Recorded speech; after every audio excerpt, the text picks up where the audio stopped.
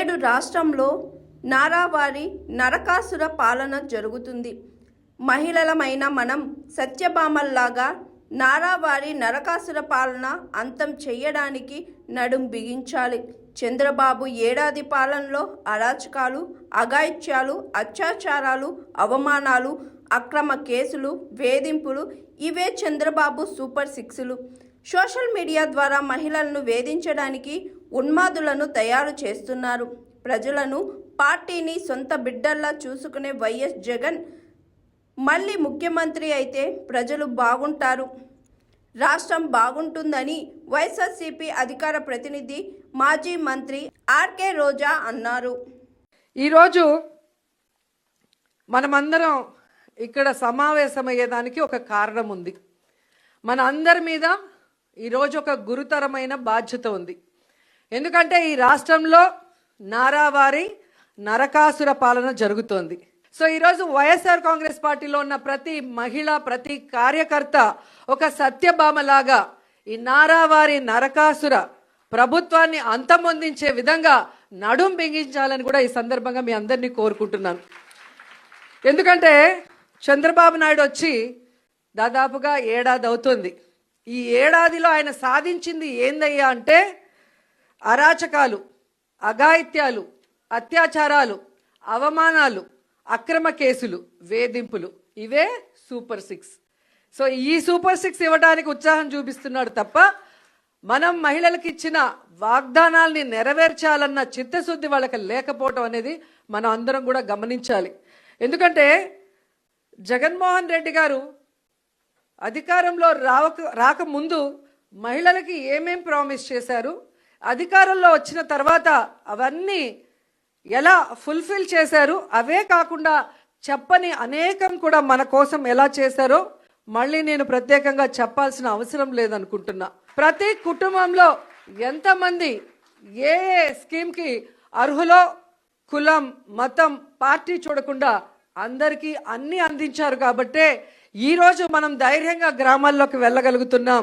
ఎక్కడ మనం కనిపించినా అయ్యో మేము తప్పు చేశామని కొంతమంది, అయ్యో మేము అన్నకు ఓటేసాం ఎక్కడికి పోయిందని కొంతమంది, ప్రతి ఒక్క మహిళ వైఎస్ఆర్ కాంగ్రెస్ పార్టీ వాళ్ళు, వైఎస్ఆర్ కాంగ్రెస్ పార్టీ సింపథైజర్స్ ఓపెన్గా బాధపడుతుంటే తెలుగుదేశం, జనసేన వాళ్ళు లోపల ఏడుస్తున్నారు.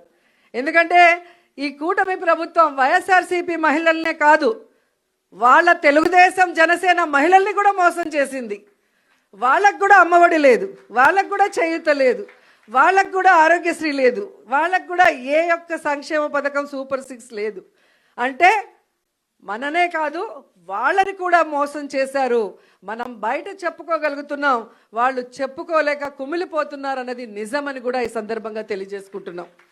ఉగ్రవాదులకి మనకి మధ్యన జరిగిన యుద్ధంలో ముందుండి నడిపించింది ఎవరు? మహిళలు. సో మహిళలుగా మనం గర్వపడాలి.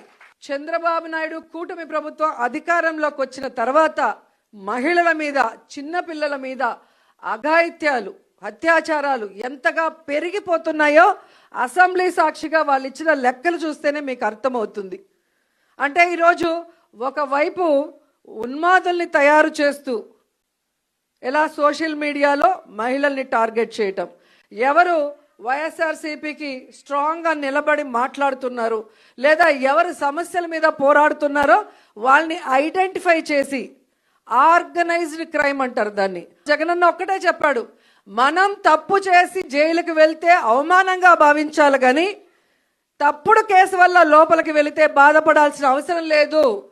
ప్రజల్లో మీరు ఒక హీరో అవుతారు, ప్రజల కోసం మీరు వెళ్తున్నారు కాబట్టి ఆ ప్రజల ఆశీర్వాదం మీకుంటుంది, మీకు ఎటువంటి ముప్పు జరగదు. అందుకు పార్టీ, నేను సిద్ధంగా ఉన్నాను మిమ్మల్ని కాపాడుకోవడానికి అని అన్న మాకు ధైర్యం చెప్పారు.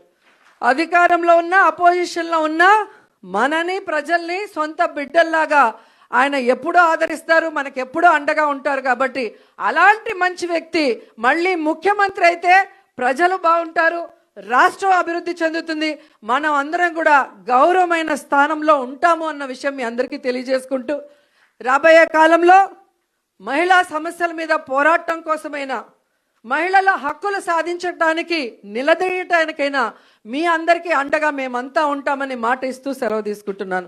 జై జగన్. హాయ్ ఎవ్రీవన్, నేను మీ Pavani. Please like, share and subscribe GRTV. Hi, I'm Jyoti Singh. Please like and subscribe GRTV channel. అందరికీ నమస్కారం. నా పేరు Sambit. Please like and subscribe GRTV. Thank you.